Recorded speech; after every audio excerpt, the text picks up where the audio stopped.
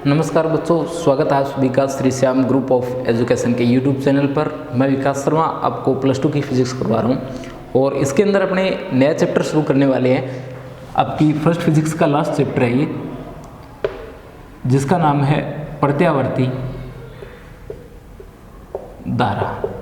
ठीक है, तो लास्ट चैप्टर आपका ये प्रत्यावर्ती धारा फर्स्ट फिजिक्स का, और इंग्लिश में अपने इसे अल्टरनेटिव करंट कहते हैं, एसी करंट कहते हैं। ठीक है, तो देखिए, एक तो मैं आपको फिर से बता देता हूँ कि अपने ये 5वीं यूनिट जो है इसका पार्ट है। 5वीं यूनिट आपकी जो 7 मार्क्स की थी, जिसके अंदर 2 चैप्टर आते हैं, एक तो 9वां और एक 10वां। इसमें से 9वां अपने पढ़ चुके हैं और अब अपने बात कर रहे हैं 10वें चैप्टर की, और इसके साथ ही आपका जो फर्स्ट फिजिक्स का 27 नंबरों का काम है वो कंप्लीट हो जाएगा। ठीक है, तो देखिए अपने इसमें सबसे पहले तो अपने चैप्टर का नाम जो है वो क्या है, प्रत्यावर्ती धारा। तो आपको पता होना चाहिए कि धारा क्या होती है। हमने बहुत ज़्यादा पढ़ चुके हैं धारा के बारे में, आप सभी जानते हो। आवेश प्रवाह की दर जो होती है, उस आवेश प्रवाह की दर को किस नाम से जानते हैं? तो आवेश प्रवाह की दर को जाना जाता है विद्युत धारा के नाम से। इसमें अपने 2 प्रकार की धाराएं देखते हैं। सबसे पहले अपने इसमें धारा आती है वो है दिष्ट धारा। सबसे पहले अपने इसमें देखते हैं दिष्ट धारा। देखिए, दिष्ट धारा कौन सी होती है? वह धारा जिसका मान समय के सापेक्ष क्या रहता है, नियत रहता है, और नियत मान के साथ एक निश्चित दिशा में ये क्या होती है, प्रवाहित होती है। निश्चित दिशा और प्लस क्या होता है, नियत मान। तो एक नियत मान के साथ एक निश्चित दिशा में ये लगातार क्या होती रहती है, प्रवाहित होती रहती है। इस प्रकार की जो धारा होती है उसे अपने किस नाम से जानते हैं, दिष्ट धारा के नाम से जानते हैं। इसके लिए यदि आप लोग समय और धारा के मध्य ग्राफ खींचो तो ग्राफ आपको कैसा प्राप्त होता है, एक सीधी रेखा प्राप्त होता है। इस प्रकार की धारा को अपने किस नाम से जानते हैं, समदिष्ट धारा के नाम से जानते हैं। ठीक है, यहाँ आप लोग देख सकते हो कि धारा आई जो है उसका मान क्या है, बिल्कुल एक समान प्राप्त होता है। ये किस नाम से जानी जाती है, समदिष्ट धारा के नाम से जानी जाती है। परंतु इसमें एक ऐसी भी धारा बनती है जिसमें क्या हो, समय के साथ दिशा तो क्या रहे, समान रहे, यानी दिशा तो क्या रहे, जिसमें समान रहे, परंतु मान जो है धारा का वो क्या होता रहे, बदलता रहे। ठीक है, दिशा तो सेम रहेगी परंतु मान जो है वो क्या न रहे, समान न रहे। तब क्या होगा, जैसे ये समय है, इस तरफ धारा है, तो दिशा तो क्या है, अब भी वही है, परंतु आप लोग देख सकते हो कि धारा का मान जो है वो क्या हो रहा है, कम ज़्यादा हो रहा है। इस प्रकार की जो दिष्ट धारा है उसे अपने कहते हैं उच्चावचन युक्त या उच्चावच युक्त दिष्ट धारा। ठीक है, ये क्या है आपके पास में, उच्चावच युक्त दिष्ट धारा है। ठीक है, उच्चावच ये आपने फ्लैक्चुएट इसे बोलते हैं इंग्लिश में, और इसी को अपने असमान दिष्ट धारा के नाम से जानते हैं, असमान दिष्ट धारा। तो या तो क्या बोलोगे आप लोग, इसे उच्चावचन युक्त दिष्ट धारा, या फिर अपने इसे क्या कहेंगे, असमान दिष्ट धारा। तो सीधे सीधे अगर अपनी बात करें दिष्ट धारा की, तो वह धारा जिसका मान तथा दिशा दोनों समय के सापेक्ष क्या रहते हैं, नियत रहते हैं, किस नाम से जाना जाता है, उसे दिष्ट धारा के नाम से जाना जाता है। जैसे यहाँ पर डायग्राम में अपने बना रखी है, ये कौन सी धारा है, दिष्ट धारा है। इसमें धारा का मान समय के साथ नियत है, और जैसे जैसे समय बदल रहा है धारा अपने नियत मान से नियत दिशा में प्रवाहित हो रही है। परंतु यहाँ अगर देखा जाए तो आप लोग देख सकते हो कि धारा जो है उसमें आपको क्या प्राप्त होते हैं, उच्चावचन युक्त धारा जो है आपको प्राप्त हो जाती है। ठीक है, ये जो धारा है ये कैसी है, उच्चावचन युक्त दिष्ट धारा है।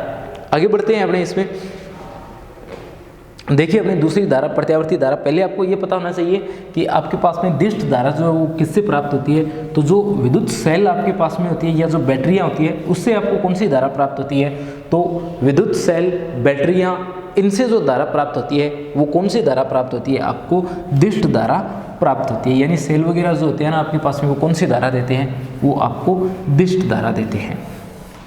दूसरा देखिए आपके पास में आती है प्रत्यावर्ती धारा।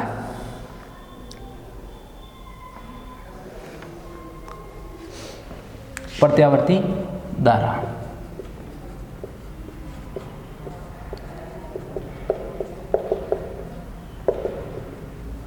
ठीक है, प्रत्यावर्ती धारा। तो ये कौन सी धारा होती है? ये वो धारा होती है जिसका मान या जो धारा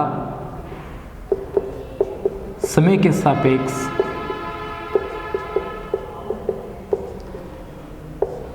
आवर्ती रूप से, समय के सापेक्ष आवर्ती रूप से क्या होती रहती है? परिवर्तित होती रहती है। प्रत्यावर्ती धारा जो आपके पास में होती है ये समय के सापेक्ष आवर्ती रूप से क्या होती रहती है? परिवर्तित होती रहती है। यानी एकांतर क्रम में ये धनात्मक और ऋणात्मक के रूप में चलती रहती है। यानी एकांतर क्रम में एक बार धनात्मक, फिर ऋणात्मक, फिर धनात्मक, फिर ऋणात्मक, इस प्रकार से इसका दिशा जो है वो एकांतर रूप से क्या होती रहती है? बदलती रहती है। और इसका मान जो है वो आवर्ती रूप से क्या होता रहता है? बदलता रहता है। इस धारा को किस नाम से जानते हैं? अपने प्रत्यावर्ती धारा के नाम से जानते हैं। अब अपने कुछ एक बात करने वाले प्रत्यावर्ती धारा के वक्रों के बारे में कि किस प्रकार के वक्र जो आपको यहाँ से प्राप्त हो जाते हैं। तो देखिए, प्रत्यावर्ती धारा तरंग प्रारूप में सबसे पहले वर्गाकार प्रत्यावर्ती धारा, वर्गाकार प्रत्यावर्ती धारा, वर्गाकार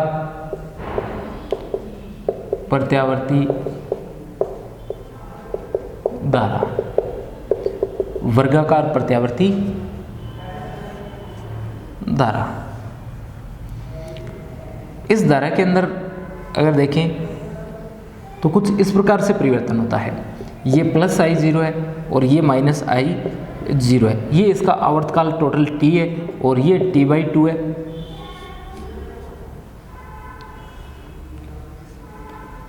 ये T/2 है और ये T/4 है। ये 3/4 T है। ठीक है, तो ये धारा का कौन सा ग्राफ बनाया है? अपने वर्गाकार ग्राफ बनाया है। वर्गाकार ग्राफ के अंदर आप लोग देख सकते हो कि धारा का मान जो है वो 0 से लेकर के T/2 तक, 0 से T/2 तक कितना रहता है? तो इसमें धारा का मान रहता है अधिकतम और कैसा? प्लस का I0। अधिकतम मान से धारा प्रवाहित होती है प्लस के I0 मान से। और उसके बाद आप लोग देखोगे कि T/2 से लेकर के T तक धारा का मान रहेगा तो अधिकतम, परंतु दिशा क्या रहेगी? उसकी विपरीत रहेगी, माइनस I0। यानी जैसे ही मान कितना हो जाएगा? T/2 से T हो जाएगा, धारा जो है आपकी माइनस I0 के रूप में प्रवाहित होना शुरू हो जाएगी। एक अपने इसमें आता है त्रिकोणीय तरंग धारा, त्रिकोणीय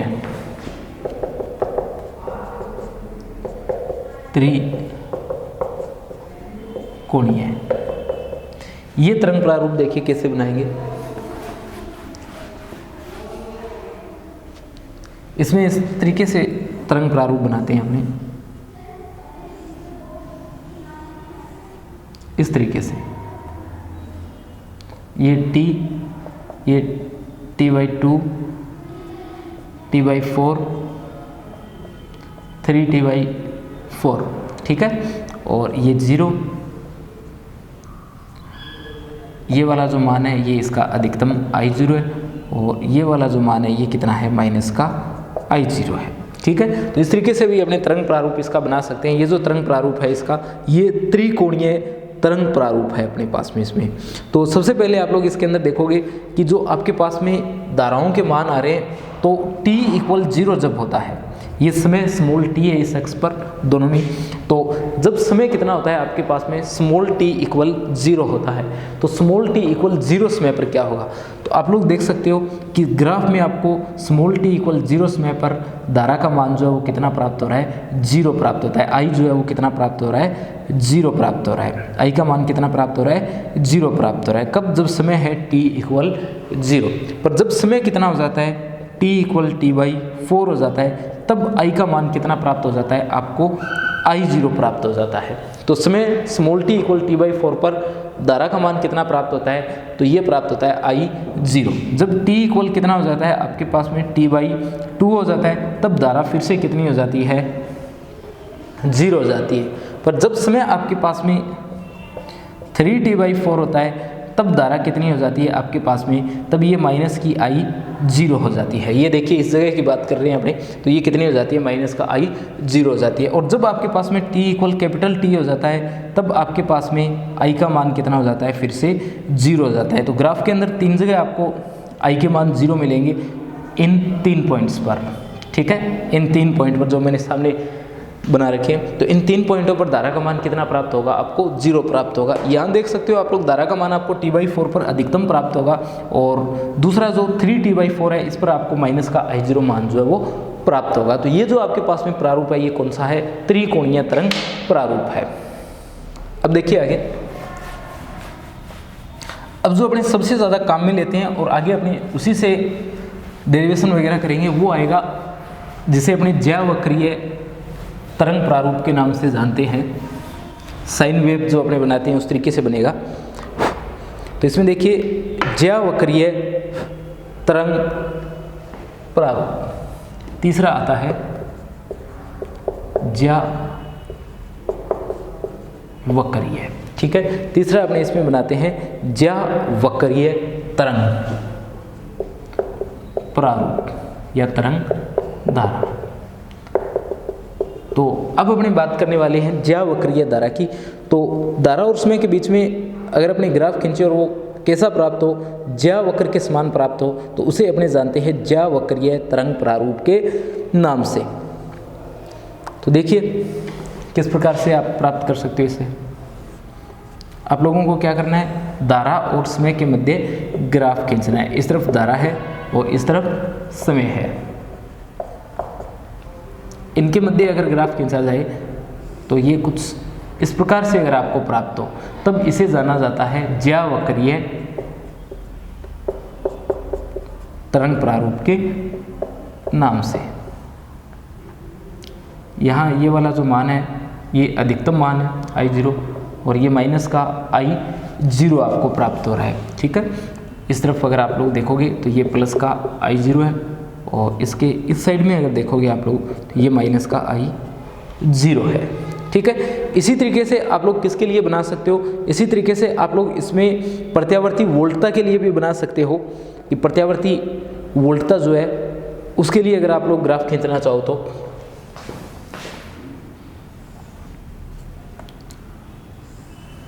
अगर प्रत्यावर्ती वोल्टता के लिए आप लोग ग्राफ खींचना चाहो तो वो भी आपको इसी शेप में प्राप्त होगा। ये आपके पास में T, ये T/2, ये T/4 और ये 3T/4 आपको प्राप्त होगा। ये कितना आएगा, माइनस का I0, और ये कितना आएगा, प्लस का I0, प्लस का ये V0 आएगा। वोल्टता के लिए बना रहे हैं तो V0, इस तरफ I के मान V के मान प्लस के और माइनस के।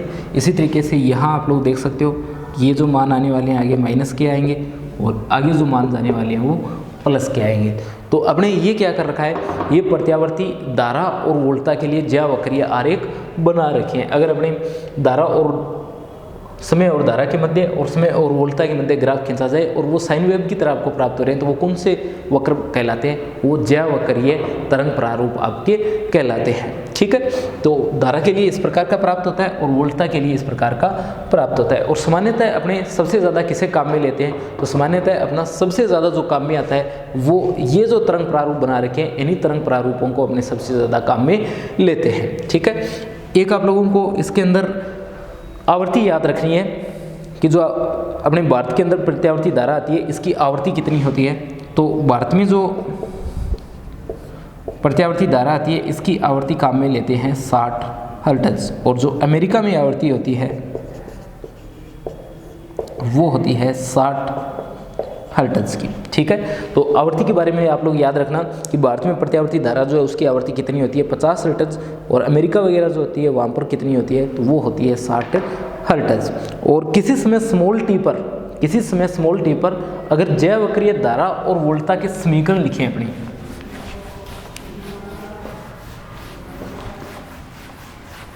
अगर अपने क्या करें किसी समय स्मॉल टी पर धारा और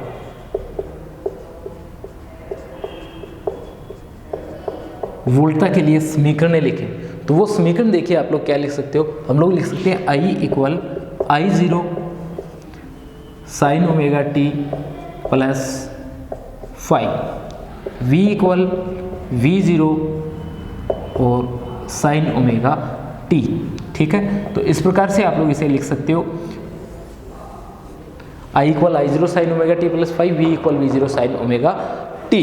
यहाँ I0 और V0 जो है ये आपके पास में क्या है, I0 और V0 ये आपके पास में शिखर मान है। ये क्या कहलाते हैं, शिखर मान कहलाते हैं, अधिकतम मान कहलाते हैं किसके, धारा के और वोल्टता के। तो आपके पास में जो प्रत्यावर्ती धारा और प्रत्यावर्ती वोल्टता है उनके अधिकतम मानों को किस नाम से जानते हैं, अपने शिखर मान के नाम से जानते हैं। इनके बारे में अपने आगे पढ़ेंगे। और ये फाई जो है ये क्या है, धारा और वोल्टता के मध्य कलांतर है। यहाँ धारा और वोल्टता के मध्य कलांतर कितना है, हमारे पास में फाई है। ठीक है, और ये तात्क्षणिक समीकरण आपके सामने लिखे गए हैं आई और वी के लिए।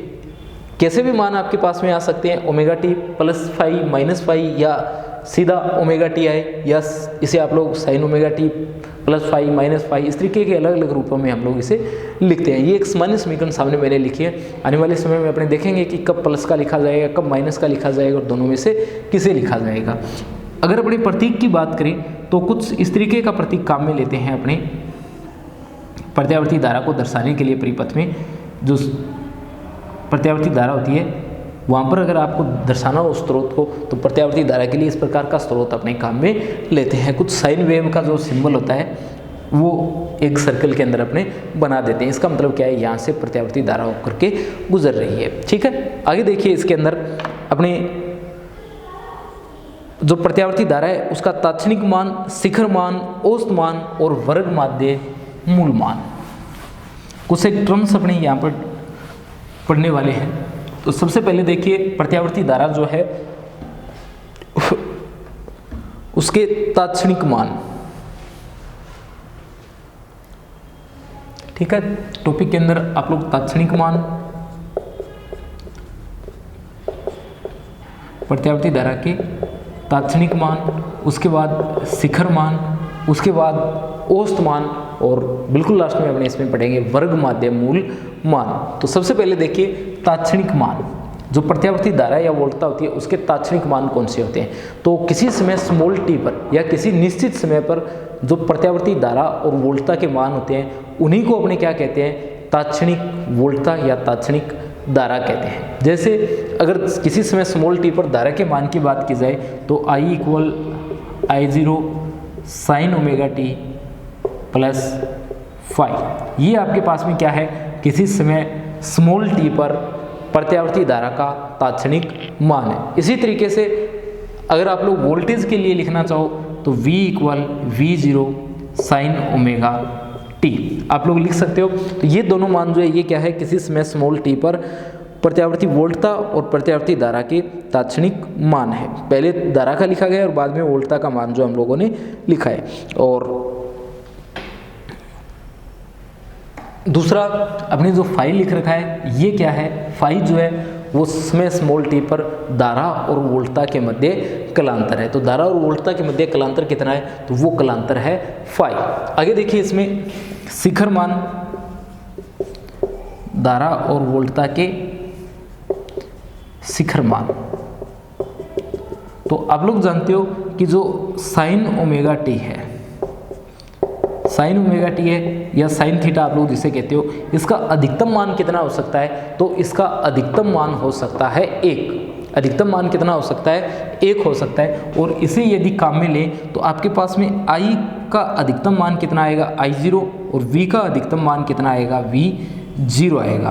तो प्रत्यावर्ती धारा और वोल्टता के अधिकतम मान जो होते हैं, प्रत्यावर्ती धारा और प्रत्यावर्ती वोल्टता के अधिकतम मान जो होते हैं, उन अधिकतम मानों को अपने किस नाम से जानते हैं, उन अधिकतम मानों को जाना जाता है शिखर मान के नाम से। ठीक है, तो प्रत्यावर्ती धारा और प्रत्यावर्ती वोल्टता के अधिकतम मान जो है उन अधिकतम मानों को अपने क्या कहते हैं, प्रत्यावर्ती धारा और वोल्टता के शिखर मान कहते हैं। यहाँ शिखर मान कौन से हैं, I0 और V0 है। तो ये वाले जो मान हैं इन्हें अपने किस नाम से जानते हैं, इन्हें जाना जाता है शिखर मान के नाम से। ठीक है, आगे बढ़ते हैं अपने और देखते हैं प्रत्यावर्ती धारा जो है उसके लिए औसत मान अगर आपको ज्ञात करना हो तो औसत मान किस तरीके से हम लोग ज्ञात कर सकते हैं। तो देखिए अपना आगे टॉपिक है प्रत्यावर्ती धारा का औसत मान।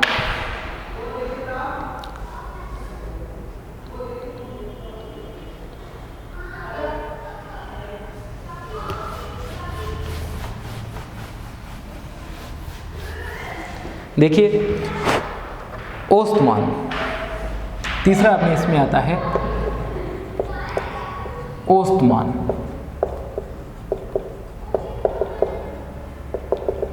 तो एक संपूर्ण चक्र के लिए प्रत्यावर्ती धारा या प्रत्यावर्ती वोल्टता का जो औसत मान है उस औसत मान को या माध्य मान को ये अपने किस नाम से जानते हैं, औसत मान के नाम से जानते हैं। यानी एक संपूर्ण चक्र के अंदर आपको क्या करना है, प्रत्यावर्ती धारा या वोल्टता के मध्य को लेना है और वो मध्य क्या कहलाएगा, मध्य प्रत्यावर्ती धारा कहलाएगा। तो प्रथम जो आपका आधा धनात्मक चक्र है उसके लिए धारा का औसत मान देखिए कितना होगा। तो सबसे पहले अपने क्या करते हैं इसमें, प्रथम आधे धनात्मक चक्र के लिए या पहले आधे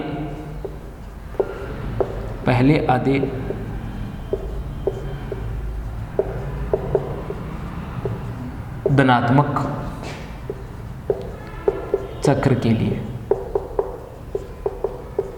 औसत मान अपने लिखते हैं इसे आई और एवरेज, इसका मतलब औसत, और फॉर्मूला लिखेंगे इसका 0 से पहले आधे के लिए कर रहे हैं तो इसलिए यहाँ लिख दिया मैंने T/2 और 0 से T/2 और dt। ठीक है, फॉर्मूला क्या है, IDT, इसका समाकलन फिर dt का भी समाकलन। प्रथम आधे चक्र के लिए कर रहे हैं इसलिए क्या कर दिया, इसका समाकलन कर दिया 0 से T/2 तक। तो 0 से T/2 तक समाकलन किसका, IDT का, और 0 से T/2 तक समाकलन किसका, dt का। देखिए इसमें क्या लिखेंगे, आपको पता है I किसके बराबर है, I बराबर है I0 sin ओमेगा t के। किसके बराबर है, I इक्वल है आपका I0 sin ओमेगा t के। इस मान को अपने काम में लेंगे जो सामने समीकरण लिखी गई है इसमें, तब देखिए क्या बनेगा आपके पास में। इस मान को अगर काम में लें तो ये बनता है I इसका औसत और 0 से T/2, एक बार के लिए मैं इसे चलो लिख ही देता हूँ फिर, साइन ओमेगा t और dt, और साथ में कितना है 0 T/2 और dt। पहले अपने नीचे वाले को सोल्व कर लेते हैं फिर आगे वाले को आराम से करते रहेंगे। तब ये बनेगा I और इसका औसत, इसका अगर समाकलन किया जाए तो इसका समाकलन सिर्फ कितना होगा, स्मॉल t होगा, और स्मॉल t में लिमिट रखने के बाद में कितना बनेगा, T/2 बनेगा। सिर्फ इसकी बात कर रहे हैं, इसका समाकलन सिर्फ कितना होता है, t होता है, और क्या कर देते हैं अगर अपने इसमें लिमिट रख देते हैं तो ये कुछ इस तरीके का बन जाता है। तो T/2 जो है ये क्या लिखा जाएगा, 2/t लिखा जाएगा। ठीक है, 0 से T/2 और I का शिखर मान साइन ओमेगा t और dt। ठीक है, ये समीकरण अपने कैसे लिखी है, नीचे जो स्मॉल t लिखा गया था इस समीकरण में, इस स्मॉल t का आपने समाकलन कर दिया। आपको एक ही लाइन में नहीं करना है, नई लाइन में करना है। तो स्मॉल t का इस dt का आप लोग समाकलन करते हो तो सिर्फ स्मॉल t आता है, क्योंकि यहाँ कोई है ही नहीं, कांस्टेंट है, और इसका समाकलन क्या होगा, अचर होगा, जिसके सापेक्ष आप लोग समाकलन कर रहे हो, t के सापेक्ष कर रहे हो तो t होगा, 0 से T/2 रखोगे तो T/2 आएगा, परंतु नीचे की ओर लिखा गया है तो ऊपर जाएगा तब कितना बन जाएगा, 2/t बन जाएगा। तो ऐसा मैंने लिख दिया। इसमें I0 कांस्टेंट के रूप में बाहर आएगा तो ये बन जाता है 2I0/t, और समाकलन सिर्फ किसका, T/2 का और साइन ओमेगा t और dt का। ऐसे डेरिवेशन आप लोगों ने मैथ में बहुत सारे शायद पढ़े होंगे, जो मैथ के स्टूडेंट हैं, साइन ओमेगा टी, कोस ओमेगा टी, उन सब के औसत मान वगैरह आप लोगों को ज्ञात करने होते हैं, तो ऐसे डेरिवेशन अपने करते हैं। बस यहाँ से I0 को आप लोग हटा दो और बाकी औसत मान के लिए जैसे आप लोग सोल्व करते हो वैसे सोल्व कर दो, और लास्ट में I0 को फिर से लिखना पड़ेगा आपको, या फिर जैसे मैं करवा रहा हूँ वैसे लगातार करेंगे। तो 2I0/t और साइन ओमेगा t। ठीक है, अब अपने क्या करना है, साइन ओमेगा t जो है इसका समाकलन करना है। तब देखिए ये क्या बनेगा अपना, तब ये बनेगा I और इसका औसत किसके बराबर, 2I0/t के। साइन का कितना होता है, कोस ओमेगा t होता है, पर कुछ एक बातें और बाकी रह जाती है। देखिए क्या रहता है वो, अपने किसका कर रहे हैं, साइन का समाकलन कर रहे हैं, साइन का कर रहे हैं तो किस में आता है, कोस में आता है, परंतु साथ में क्या आता है, माइनस आता है। वो तो बात होती अगर यहाँ पर सिर्फ टी होता तो, परंतु साथ में क्या है, ओमेगा टी है, इसलिए ओमेगा यानी ओमेगा टी जो है उसका अवकलन करोगे, अवकलन करके भाग दोगे तब कितना आएगा, ओमेगा आएगा। तो साइन कोस ओमेगा टी बटे ओमेगा बचता है। अब ये बनता है आई का औसत माइनस का 2i 0 और t और ओमेगा, ऐसा लिख सकते हैं अपने 2i 0 बटा t ओमेगा, और मान कितना बचता है, कोस ओमेगा t 0 से t/2, ऐसा लिख सकते हैं अपने। अब देखिए ये क्या बनेगा, ये बनेगा आई का औसत और माइनस का 2i 0 t ओमेगा, और अंदर लिखा गया है कोस ओमेगा t/2 माइनस का कोस 0। ठीक है, अब देखिए अपने क्या लिख सकते हैं इसे, जो ओमेगा होता है, ओमेगा आप लोग जानते हो किसके बराबर होता है, ओमेगा बराबर होता है ओमेगा इक्वल 2π/t। ओमेगा का सूत्र क्या होता है, ओमेगा इक्वल 2π/t होता है। तो इस सूत्र को अपने काम में ले सकते हैं, ओमेगा इक्वल 2π/t को। तब ये बनता है आई का औसत इक्वल 2i 0 और t, ओमेगा की जगह 2π और t, और अंदर की साइड देखिए ये बनता है कोस t/2 गुणा ओमेगा की जगह 2π/t माइनस का कोस 0। तो t से t कैंसिल हो जाएगा यहाँ पर, और 2 से 2 भी कैंसिल हो जाएगा। आई का औसत माइनस i0 बटा पाई बचेगा, कितना बचेगा, माइनस का i0 और पाई बचेगा। आगे देखिए 2 से 2, t से t कैंसिल, और ये बचता है कोस पाई माइनस का कोस 0। इसे क्या लिख सकते हो, आई का औसत मान माइनस का i0 बटा पाई, और इसका मान कितना होता है, माइनस का 1, तो ये कितना बन जाता है आपके पास में, ये बन जाता है माइनस का 2। कितना बन जाता है, माइनस का 2। तो आई का औसत जो है वो कितना आ जाएगा, माइनस का i0 बटा पाई, और ये 2 पहले लिख देंगे, माइनस का है तो प्लस का कितना बन जाएगा, प्लस का 2i0 बटा पाई,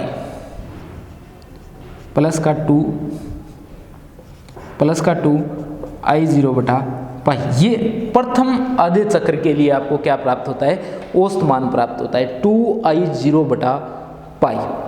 ठीक है, 2i0 बटा पाई आई का प्रथम आधे चक्र के लिए आपको प्राप्त होता है, प्रथम धनात्मक जो चक्र है उसके लिए। 2/पाई को अगर आप लोग सोल्व करते हो तब ये कितना आता है, तब आता है 0.637i0। ठीक है, अगर सोल्व करना चाहो तो कर सकते हो, ना ये भी याद रख सकते हो 2i0/पाई, और कितना 0.637i0। आगे देखिए इसमें अगर बचा हुआ जो पार्ट है आपके शेष आधे चक्र के लिए मान ज्ञात किया जाए तो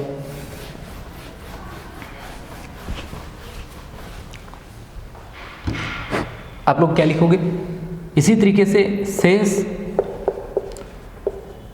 अर्धचक्र के लिए देखो, जो पहला आपका चक्र होता है, जो अपने जैवक्रीय समीकरण लिखते हैं या जो जैवक्र बनाते हैं, पहला चक्र धनात्मक होता है और दूसरा ऋणात्मक होता है। तो आपके पास में जो शेष आधा चक्र बनता है उसके लिए औसत मान कितना आएगा, वो आएगा माइनस का 2i0/पाई, यानी माइनस का 0.637i0, यानी ये मान आपको किसका प्राप्त होता है, माइनस का प्राप्त होता है, माइनस 0.637i0।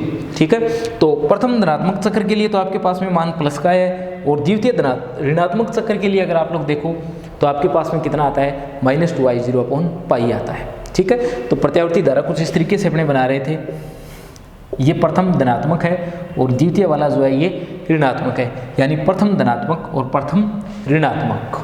संपूर्ण चक्र की अगर बात करें 0 से t समय तक की, तब आपको क्या करना पड़ेगा, दोनों मानों को जोड़ना पड़ेगा और इसका औसत निकालना पड़ेगा। तो ये आपके पास में प्लस का 2 है और ये माइनस का है, यानी ये तो समीकरण है प्लस का 2i0/पाई और ये है माइनस का 2i0/पाई, और इसका अगर औसत निकाला जाए तो औसत कितना आता है, 0 आता है। औसत कितना आता है आपके पास में, 0 आता है। तो एक संपूर्ण चक्र के लिए औसत मान कितना प्राप्त होता है आपको, तो प्रत्यावर्ती धारा के एक संपूर्ण चक्र के लिए औसत मान, संपूर्ण चक्र के लिए औसत मान 0 प्राप्त होता है। कितना प्राप्त होता है?